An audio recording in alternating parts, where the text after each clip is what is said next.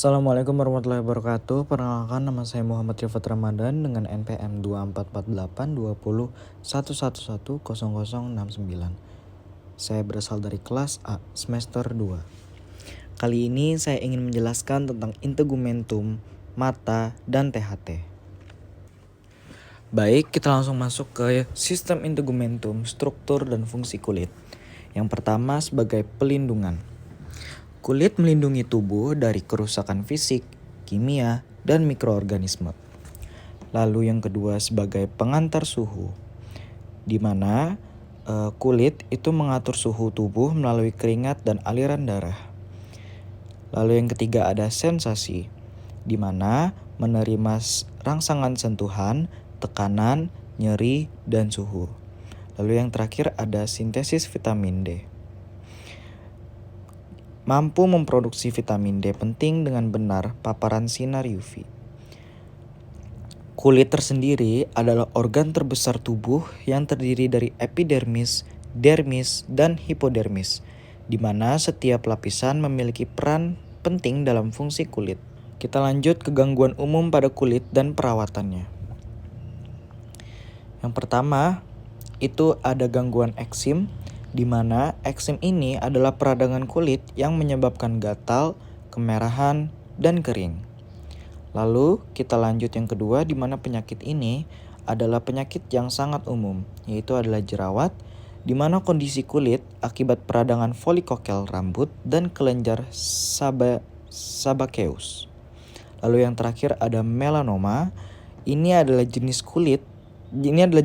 kanker kulit yang serius, di mana kanker ini berasal dari sel melanosit. Pencegahannya kita bisa menggunakan tabir surya, menjaga kebersihan kulit, dan menghindari pemicu alergi. Perawatan ini disesuaikan dengan jenis gangguan dan krim topikal hingga obat-obatan. Kita langsung lanjut ke anatomi dan fisiologi mata. Bagaimana cara kita melihat? Yang pertama kita melalui cahaya masuk. Cahaya ini melewati kornea dan pupil. Lalu fokus lensa, di mana lensa menyesuaikan fokus cahaya ke retina. Retina lengkap, di mana retina mengubah cahaya menjadi sinyal listrik. Dan otak proses, di mana saraf optik mengirim sinyal ke otak untuk interpretasi.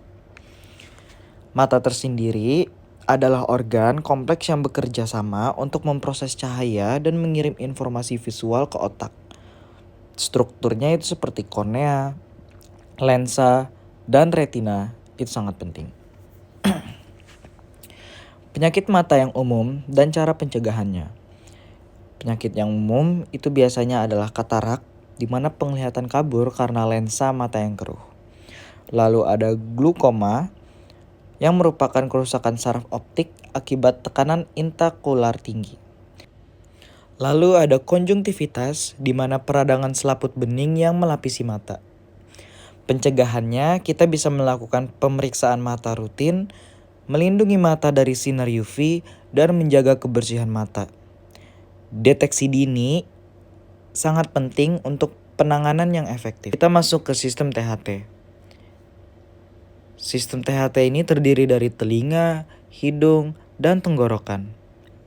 Telinga itu bertanggung jawab untuk pendengaran dan keseimbangan, di mana terdiri dari telinga luar, tengah, dalam, dan saluran eustachus. Hidung berfungsi sebagai indera penciuman dan jalur pernapasan. Hidung terdiri dari rongga hidung dan sinus pernasal. Tenggorokan menghubungkan hidung dan mulut ke saluran napas dan pencernaan. Tenggorokan terdiri dari faring, laring, dan amandel.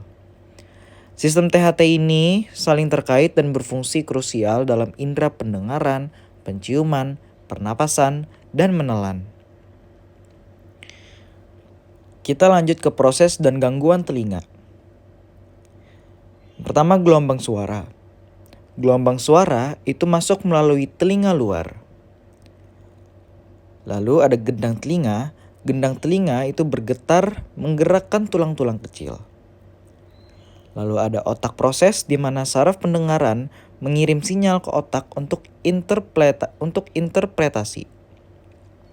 Lalu ada koklea, di mana getaran itu diteruskan ke koklea dan mengubahnya jadi sinyal listrik.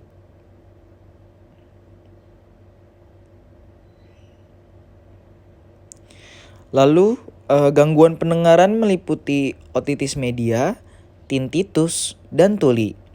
Cara pencegahannya, kita bisa menghindari suara keras dan menjaga kebersihan telinga. Untuk hidung, itu masalahnya ada rinitis alergi, di mana peradangan hidung akibat alergen seperti debu atau serbuk sari. Lalu ada sinusitis, di mana peradangan pada rongga sinus seringkali karena infeksi. Lalu ada polip hidung, di mana pertumbuhan jaringan non kanker di dalam rongga hidung atau sinus. Nah, solusi termasuk antihistamin untuk alergi.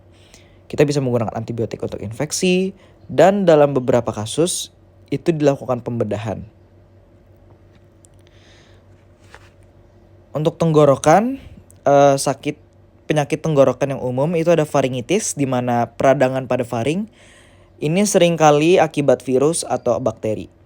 Lalu ada tonsilitis, peradangan amandel, yang dimana itu disebabkan oleh infeksi. Lalu yang ketiga itu ada laringitis, di mana peradangan laring atau pita suara yang bisa menyebabkan suara menjadi serak. Gejala umumnya tuh seperti saat nyeri kita saat menelan, lalu suara kita serak dan batuk.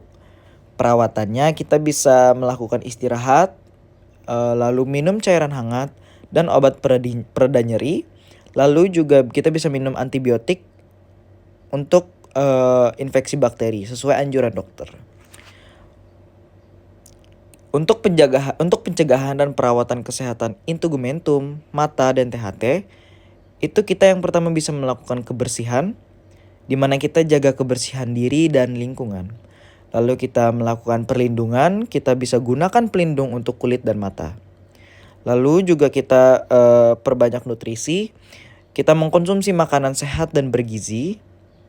Lalu kita rutin melakukan pemeriksaan, entah itu ke dokter atau ke bidang lainnya. Lalu menjaga kesehatan integumentum, mata, dan THT adalah investasi jangka panjang. Dengan kebiasaan sehat dan pemeriksaan rutin, kita dapat meminimalkan